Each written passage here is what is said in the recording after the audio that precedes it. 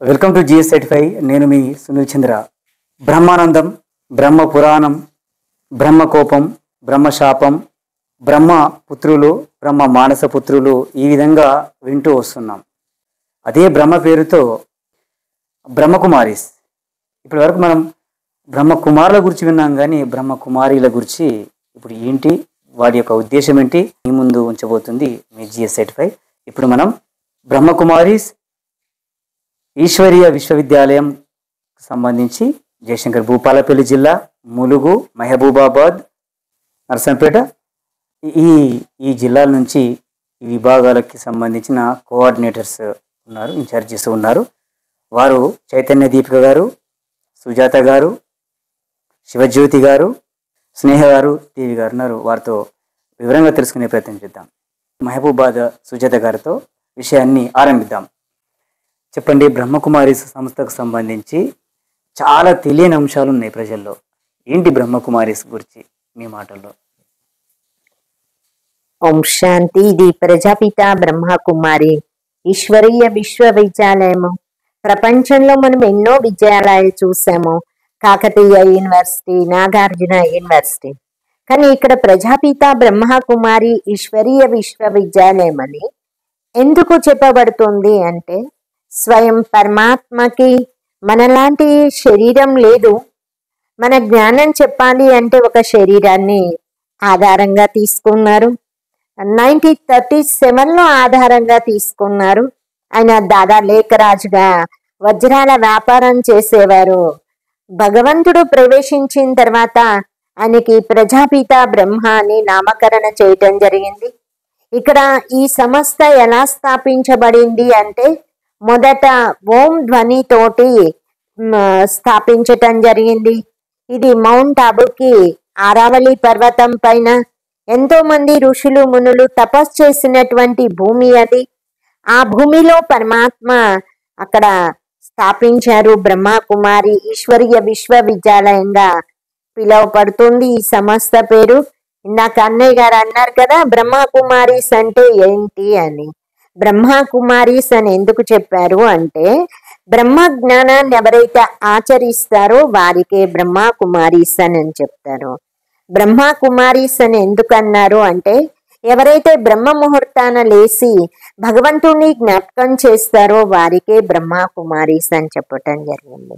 భగవంతుడు ప్రవేశించిన తర్వాతనే ఈయన దాదా లేఖరాజు పేరు బ్రహ్మగా నామకరణ చేశారు.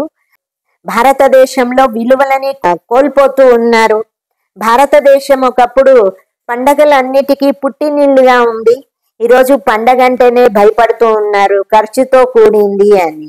కానీ పరమాత్మ చెప్తున్నారు, ఖర్చుతో కూడింది కాదు, మనసుని ఆనందపరుచుకోవటానికే పండగలు జరుపుకుంటూ ఉన్నాము. దసరా, దీపావళి, నవరాత్రులు అని ఎన్నో రకాలుగా పండగలు మనం జరుపుకుంటూ ఉన్నాము. ఇక్కడ బ్రహ్మ జ్ఞానం తీసుకున్న వారికి కోపం అని కాదు, వారేమీ కోపాన్ని చెయ్యరు. వారు ప్రేమగా అర్థం చేయించటమే జరుగుతుంది. భగవంతుడు ప్రేమనే మనకి నేర్పించాడు, ప్రేమని ఎలా పంచాలి అని. ప్రపంచంలో ఇప్పుడు ప్రేమ లేక ఎంతో మంది ఇళ్లలో గొడవలు జరుగుతూ ఉన్నాయి. కానీ భగవంతుడు ఏం నేర్పించారు?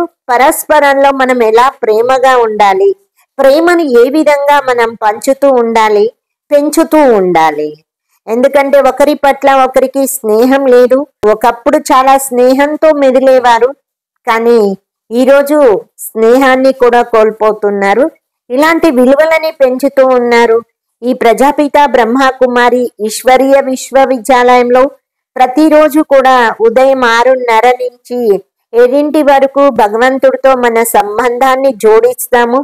7 నుంచి 8 వరకు భగవంతుడి యొక్క జ్ఞానోపదేశం, అంటే విలువలని ఎలా కాపాడాలి అనేది రోజు అరగంట, గంట సేపు క్లాస్ జరుగుతూ ఉంటుంది. ఎక్కడైతే స్త్రీని పూజింపబడతారో మరి అక్కడ చాలా సుఖము శాంతులతో ఉంటారు.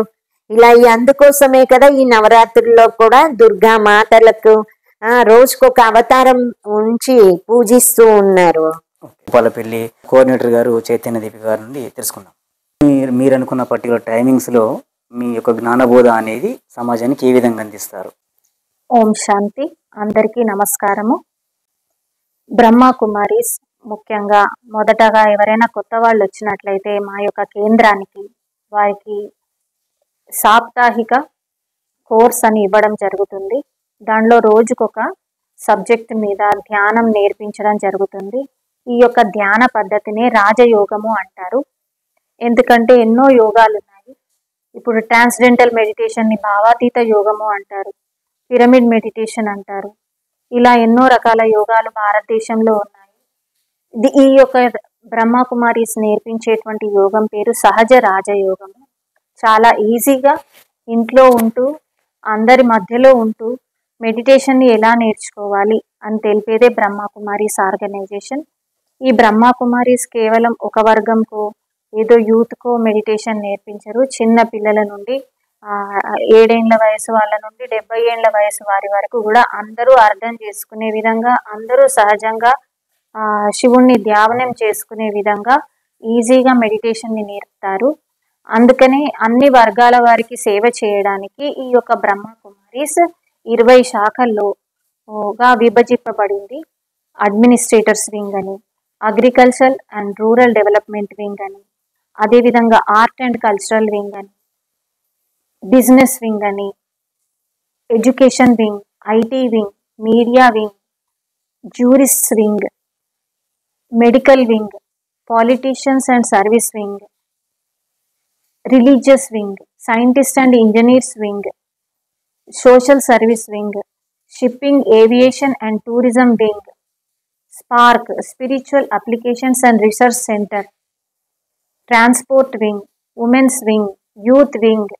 వింగ్స్ ద్వారా ఈ యొక్క Brahma Kumaris education wing Rajyoga education and research foundation అనేటువంటి ఒక సోదర సంస్థ ద్వారా ఇలా వింగ్ వైజ్గా అరావళి పర్వతాల్లో ఒకటైన ఆబు పర్వతం రాజస్థాన్లో ఉంది.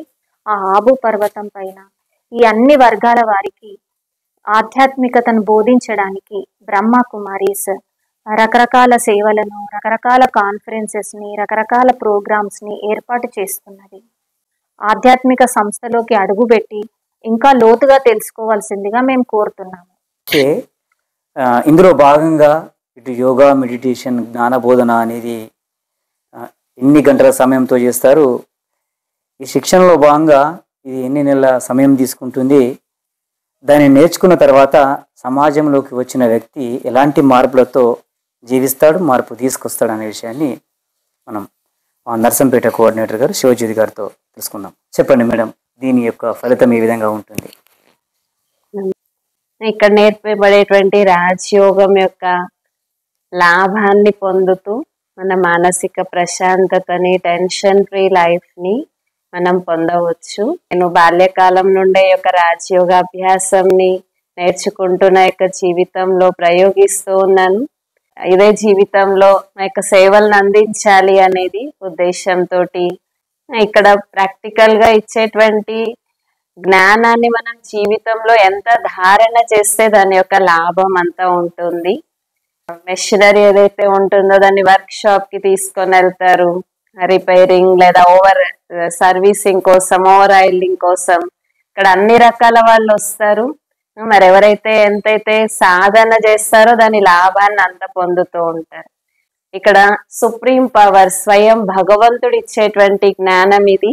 కాబట్టి ఈ జ్ఞానాన్ని మనం ఎంత అర్థం చేసుకొని ఆచరణలోకి తెస్తామో దాని యొక్క అసలైన రుచిని, ఆనందాన్ని పొందగలుగుతాము. కేవలం థియరీ కాదు, దీని యొక్క ప్రాక్టికల్ ని ఆచరణ చేసిన వాళ్ళు వాళ్ళ యొక్క జీవితంలో మంచి మార్పుని తీసుకురాగలుగుతారు.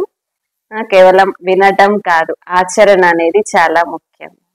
శిక్షణ పొందడానికి వస్తున్న వ్యక్తులు, కుటుంబాలు శిక్షణ పొందిన తర్వాత వారి యొక్క జీవన శైలిలో ఎలాంటి మార్పులు వస్తున్నాయి, వీరు ఏమి గమనించారో, నేర్చుకున్న వారి నుంచి కూడా ప్రతిస్పందన ఏ విధంగా ఉంది అనే విషయంలో మహబూబాబాద్ కోఆర్డినేటర్ దేవి గారితో అడిగి తెలుసుకుందాం.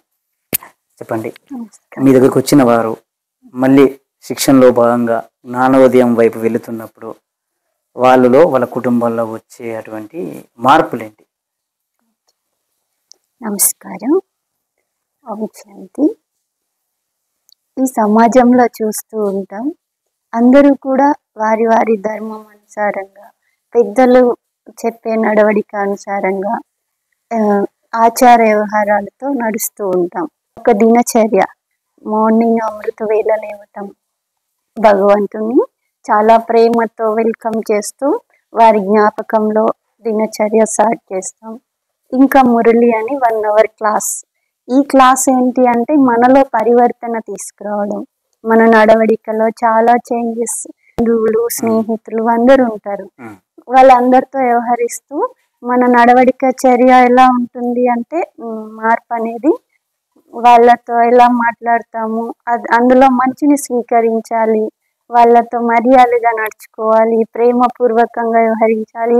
ఇలా పెద్దవాళ్ళు మనకి నేర్పిస్తూ ఉంటారు. అలా మనం గమనిస్తాం చెడు ఏముంది, మంచి ఏదుంది అని. అలాగే ఇక్కడ భగవంతుడు మనకి ఏం చెప్తూ ఉంటారు, మీరు అందరికీ ప్రేమనివ్వాలి, అందరితో చాలా మధురపూర్వకంగా నడుచుకోవాలి అని. ఆ విధంగా ఇక్కడ భగవంతుడు చెప్పే 1 hour క్లాస్లో అవి ఆచరిస్తూ వారి యొక్క లైఫ్లో చాలా స్నేహంగా అందరితో గడుపుతూ ఉంటారు. హ్యాపీనెస్గా ఉండడం ఇక్కడ వాళ్ళు నేర్చుకుంటూ ఉంటారు.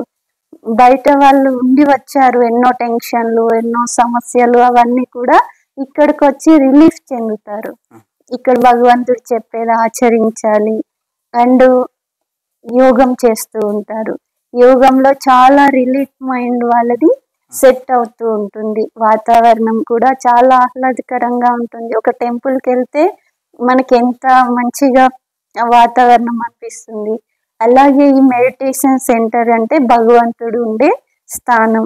ఇలాంటి స్థానంలో అలాంటి శాంతి వాతావరణం యొక్క అనుభూతి వాళ్ళ జీవితంలో వాళ్ళు పొందుతూ ఉంటారు.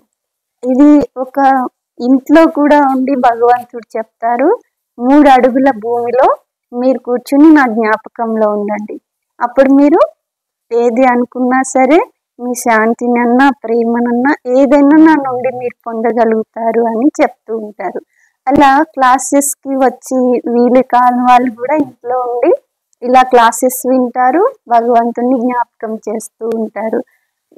అంటే ఇక్కడికి వచ్చాక ఏంటి అంటే వాళ్ళ లైఫ్ చాలా చేంజెస్ వస్తూ ఉంటుంది.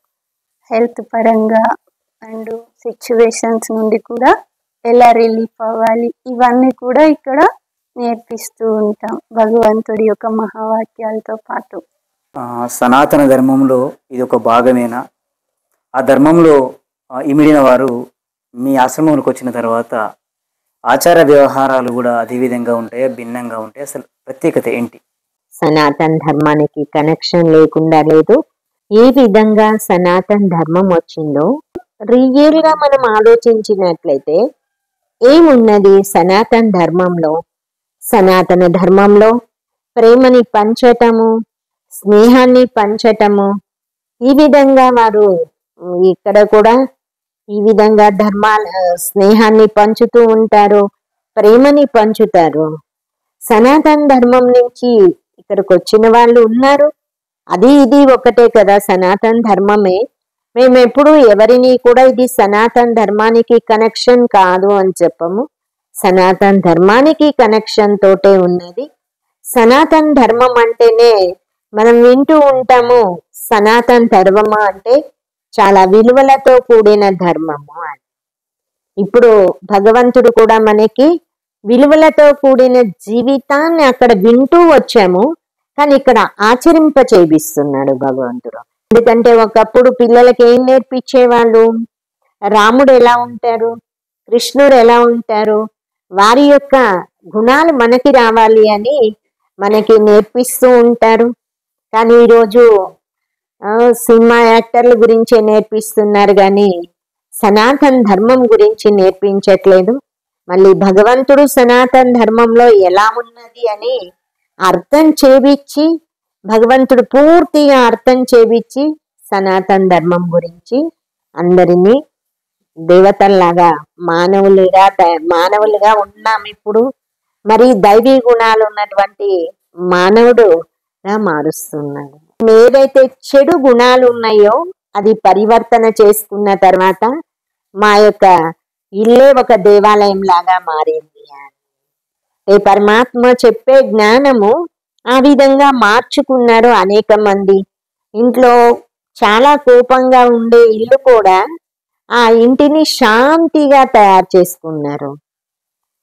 ఎందుకంటే ఎక్కడైతే అశాంతి ఉంటుందనుకోండి అక్కడ మన జీవితంలో ఏమీ పొందలేము.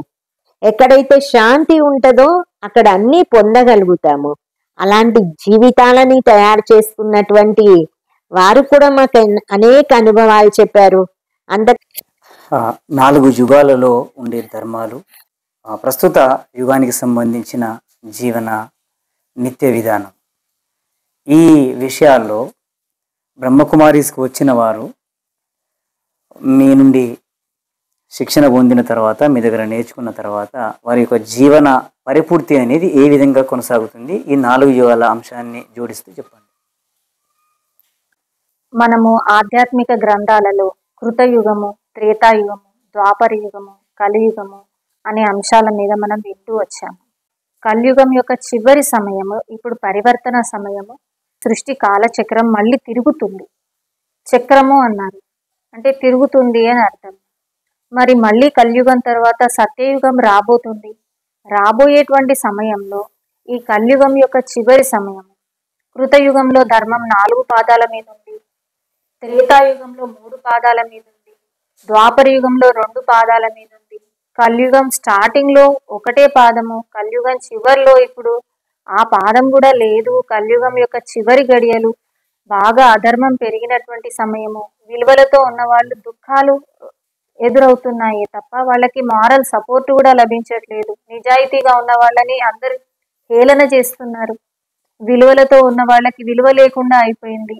అలాంటి అధర్మమైనటువంటి ప్రపంచంలో ఈ కలియుగం యొక్క చివర్లో పరమాత్మ ప్రజాపిత బ్రహ్మ యొక్క తనువులో ప్రవేశించి మళ్ళీ ధర్మంని స్థాపన చేయడానికి రావడం జరిగింది. మేము పరమాత్ముణ్ణి శివ పరమాత్మ, శివ బాబా అంటాము. బాబా అంటే తండ్రి, శివయ్య తండ్రి అని మనం అంటూ ఉంటాము.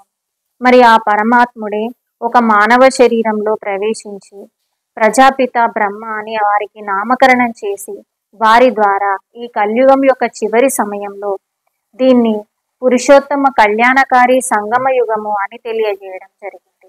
మళ్ళీ అధర్మాన్ని ధర్మం వైపుకు నడిపించడానికి ఒక బ్రిడ్జ్ ఏ విధంగా ఆ ఒడ్డుని ఈ ఒడ్డు వరకు చేరుస్తుందో అలానే అధర్మ ప్రపంచం నుండి ధర్మ ప్రపంచంలోకి వెళ్ళడానికి ఏదైతే ఈ కొద్ది సమయం బ్రిడ్జ్ లాంటి సమయం ఉందో దాన్నే పురుషోత్తమ కళ్యాణకారి సంగమ యుగము అంటారు.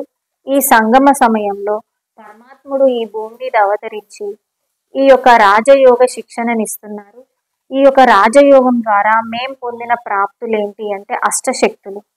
అష్టశక్తులు అంటే సహన శక్తి, ఇముడ్చుకునే శక్తి, పరిశీలించే శక్తి, నిర్ణయ శక్తి, ఎదుర్కొనే శక్తి, సహయోగ శక్తి, సంకీర్ణ శక్తి, సర్దుబాటు శక్తి. ఈ యొక్క శక్తులే కాకుండా ఇంకా అనేక రకాల శక్తులు కూడా ఉన్నాయి.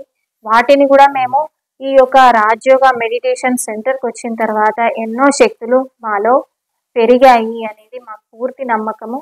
ఎందుకంటే కొన్నిసార్లు ఏ పరిస్థితులు వచ్చినా కానీ వాటికి ఎదుర్కొనే శక్తిని ఉపయోగించాము. కొన్ని చోట్లలో సహన శక్తిని ఉపయోగించాల్సి వచ్చింది. కొన్ని చోట్లలో ఇముడ్చుకునే శక్తిని ఉపయోగించాము. ఈ శక్తులే కాకుండా మాకు ఈ యొక్క సంస్థకు వచ్చిన తర్వాత ఇన్ని శక్తులు ఉంటాయి అని కూడా మనకి ఏ మార్గంలో కూడా వివరించి చెప్పలేదు. దాన్ని ఆచరించాలి అని చెప్పలేదు. బ్రహ్మకుమారీస్ అంటేనే ప్రొద్దున బ్రహ్మ ముహూర్తంలో లేవడం మొదటి నియమం. అది తప్పక పాటించాలి. అక్కడ అందరు మెడిటేషన్ చేస్తుంటే చూసి మాకు ప్రేరణ కలిగి మేము కూడా వెళ్ళి మెడిటేషన్ లో కూర్చున్నాము. కాబట్టి బ్రహ్మకుమారీస్ మౌంట్ ఆబూకి వెళ్ళిన తర్వాత అక్కడ ప్రొద్దున బ్రహ్మ ముహూర్తంలోనే 2ంటికి 3ంటికి 4ంటికి అందరు లేచి వచ్చి మెడిటేషన్ చేసుకుంటూ ఉంటే ఆ మెడిటేషన్ ధ్యానం యొక్క రూమ్స్లలోకి వెళ్ళి ఇంతమంది మెడిటేషన్ చేసుకుంటున్నారా, మేము కూడా ఈ టైంలో లేచి మెడిటేషన్ చేసుకోవాలి అని పరుగున వెళ్ళి మేము మెడిటేషన్ లో కూర్చున్నాము. ఆ విధంగా అందరికీ ప్రేరణ కలిగించేటువంటి సంస్థ. ఈ రోజుల్లో అందరు రాత్రి బ్రహ్మ ముహూర్తంలో నిద్రపోతున్నారు. రాత్రి 3ంటి వరకు 2ంటి వరకు సెల్ ఫోన్లతోటి, టీవీలతోటి, వీడియోలతోటి గడుపుతున్నారు. ఆ టైంలో నిద్రపోతున్నారు. జీవితంలో ఇక్కడ ప్రాక్టికల్ గా ఆచరణ పూర్వకంగా జరుగుతుంది అనే ప్రేరణతోటి మేము ఈ సంస్థలోకి రావడం జరిగింది. మీరు చెప్పండి, మీ జిల్లాలో మీ ఆశ్రమంలో ఎంతమంది ఏ విధంగా నేర్చుకుంటున్నారు, ఏ విధంగా దాన్ని పాటించడానికి ముందుకెళ్తున్నారు? ఎడ్యుకేషన్ వింగ్, యూత్ వింగ్ వైపు నుండి ప్రోగ్రామ్స్ అరేంజ్ చేయటం నాకు చాలా ఇష్టం అన్నమాట. మెయిన్గా పిల్లల్లో ఎప్పుడైతే మార్పు తీసుకొస్తామో వాళ్ళ జీవితం చాలా ఉన్నతిలోకి వస్తుంది. తర్వాత యువత మెయిన్గా వాళ్ళు డబల్ ఎనర్జీ ఉంటుంది, పాజిటివ్ నెగటివ్. ఏదైనా వాళ్ళు ఉన్నటువంటి శక్తిని పాజిటివ్లో ఉపయోగించినట్లయితే నిర్మాణాత్మక కార్యం జరుగుతుంది, లేదా నెగటివ్ కార్యాల్లో ఉపయోగిస్తే వినాశ కార్యాలు జరుగుతూ ఉంటాయి. సకారాత్మకమైన కార్యాల్లో ఎలా వినియోగించాలి దాని గురించి ఎక్కువగా ఫోకస్ చేస్తూ ఉంటాం. మంచి స్పందన ఉంది. కాకపోతే ఈరోజు బిజీ లైఫ్లో ప్రతి ఒక్కరు ఎలా పరిగెత్తుతున్నారు అని అంటే దాని యొక్క వాల్యూ తెలిసినట్లయితే సమయం తీయగలుగుతారు. శారీరక ఆరోగ్యం గురించి అయితే సమయం తీస్తున్నాం. అలాగే మన యొక్క మైండ్ని ఎప్పుడైతే హెల్దీగా ఉంచుకుంటామో అప్పుడు మైండ్తో పాటు బాడీ కూడా, రెండిటి యొక్క బ్యాలెన్స్ కూడా అవసరం. దీని యొక్క అవగాహన ఇంకా ఇంకా రావాలి, చైతన్యవంతులుగా కావాలి. ప్రతి ఒక్క ఆధ్యాత్మిక సంస్థ కూడా నేర్పించేది ఇది. హెల్దీ మైండ్, హెల్దీ బాడీ రెండు కూడా అవసరం. కాబట్టి మా కృషి మేము చేస్తున్నాం. ఒకసారి వివేకానంద అనేక స్థానాల్లో ఉపన్యాసం చేస్తూ అనేక మందిలో జాగృతి తెచ్చేందుకు ఉపన్యాసాలు చేస్తూ ఉండగా ఒక అతను ప్రశ్నించాడంట, స్వామీజీ మీరు ఇంతమంది ఇన్నిసార్లు ఉపన్యాసం చేస్తున్నారు కదా, మరి ఎవరైనా మారుతున్నారు అనుకుంటున్నారా, ఎంతమంది మారుతున్నారు అనుకుంటున్నారు అని అంటే, ఎవరు మారుతున్నారు కాదు, నన్ను నేను సరి చేసుకోవడం కోసము అని. మన స్వయం మార్పుతో పాటు సమాజంలో మార్పు తీసుకురావటమే మా యొక్క ప్రయత్నం. ఆత్మ పరమాత్మకు సంబంధించి మీ యొక్క బ్రహ్మకుమారీస్ ఆశ్రమంలో శిక్షణ పొందిన వారు రేపు భారతదేశంలోకి వచ్చిన తర్వాత బ్రహ్మభారత్లో వారిని ఏ విధంగా చూడాలని మీరు సంకల్పం చేస్తున్నారు? ఆత్మ పరమాత్మ అంటే ఇప్పుడు మనం చూస్తున్న ఈ శరీరం చైతన్యమైంది. ఆత్మ ఈ శరీరంలో ప్రవేశించాక దాంట్లో జీవం వస్తుంది అని చెప్తారు. అప్పుడే మన కలలికలన్నీ కూడా జరుగుతూ ఉంటాయి. మరి పరమాత్మ నిరాకారుడైన శివుడు, వారు పరంధామంలో ఉంటారు. మరి ఆత్మలైన మనం కూడా ఆ పరంధామంలో నివసిస్తూ ఉంటాం. ఇక్కడ తల్లి గర్భంలో ప్రవేశించి మన పాత్రని మనం పోషిస్తూ ఉంటాం. ఇక్కడ చూస్తే మనం ఆత్మలుగా చేసిన కర్మల అనుసారంగా పాపాత్మ, పుణ్యాత్మ, దేవాత్మ, మహానాత్మ అని పిలుస్తూ ఉంటాం. పరమాత్ముడైతే పాప పుణ్యాలకి అతీతంగా ఉంటారు, జనన మరణాలకి అతీతంగా ఉంటారు. వారికి మనం ఏం తండ్రి అని పిలుస్తాం, భగవంతుడు అంటాం, అల్లా అంటాం. ఇలా ఎన్నో భాషల్లోని భగవంతుడికి పిలుస్తూ ఉంటాం. వారి రూపం జ్యోతిర్బిందు స్వరూపం. మనం పూజ చేయడానికి హిందూ ధర్మంలో శివలింగ రూపంలో పూజ చేస్తాం. మరి క్రిస్టియన్స్ అయితే గాడ్ ఈజ్ లైట్ అంటూ వారు క్యాండిల్స్ పెట్టి ప్రార్థన చేస్తూ ఉంటారు. ఇలా భగవంతుడి రూపానికి మనం పరమాత్మ ఒక లైట్ రూపం, ఆత్మ లైట్ రూపం అని చెప్తూ ఉంటాం. ఇంకా అంటే ఈ జ్ఞానాన్ని సాధించిన భారతీయుడు రేపు సమాజంలో ఏ విధంగా మార్పు చెందటాన్ని మీరు భావిస్తున్నారు? బ్రహ్మజ్ఞానం ఉంది. ఈ జ్ఞానంతో ప్రతి మనిషిలో కూడా ఎలాంటి మార్పు వస్తుంది అంటే వారిలో చాలా నిదానంగా మాట్లాడడం, ఎప్పుడు కూడా ప్రేమగా చిరునవ్వుతోటి స్మైలింగ్ ఫేస్తో వ్యవహరిస్తూ ఉంటారు. ఆ సిచ్యువేషన్ ఎలాంటిది వచ్చినా సరే ముఖంలో చిరునవ్వు అనేది పోకుండా అది వాళ్ళు డీట్ చేయగలుగుతారు. ఇక్కడ ఏంటంటే భగవంతుడు ఇచ్చే శక్తి, అది యోగ బలంతో మనలోని చాలా ఆ శక్తిని నింపుకుంటూ ఏ కార్యంలో అయినా విజయాన్ని పొందగలుగుతాం. ప్రధానంగా తెలుగు రాష్ట్రాల కోసం సనాతన ధర్మాన్ని విస్తృతంగా దేశ స్థాయిలో పర్యటిస్తూ తెలుగు రాష్ట్రాల్లో ఈ యొక్క భక్తికి సంబంధించిన సమాచారానికి మధ్యవర్తిత్వంగా మీడియాగా జిఎస్-సర్టిఫై తలంపు చేస్తూ చివరి ప్రశ్న ఈరోజు భాగంగా అయితే ఎగ్జాక్ట్ ఇయర్ గుర్తులేదు, 1931 లేదా 41 అయి ఉండొచ్చు. అదే ఇయర్లో సంభవించిన సంఘటనలు 2025లో కూడా సంభవించే అవకాశాలు ఉన్నట్టు కొంతమంది జ్ఞానోదయంతో, కొంతమంది ఏమో ముందు చూపు సిక్స్త్ సెన్స్ ఇట్లా డిఫరెంట్గా భావిస్తున్నారు. నిజంగా దాని ప్రభావము ఈ భారత సమాజం మీద ఏ విధంగా పడబోతుందని చెప్పి మీరు బ్రహ్మజ్ఞానం ద్వారా ఊహించబోతున్నారు? దీనికి ఒక్కొక్కరు షార్ట్ అండ్ స్వీట్గా మీ నుంచి. 1941 సంవత్సరము 2025 సంవత్సరం, same dates, same calendar, same days, అదే క్యాలెండర్ అదే సంవత్సరం నాడు రిపీట్ అయినటువంటి అదే డేట్స్ అదే మళ్ళీ ఇప్పుడు 2025లో రిపీట్ అవుతాయి.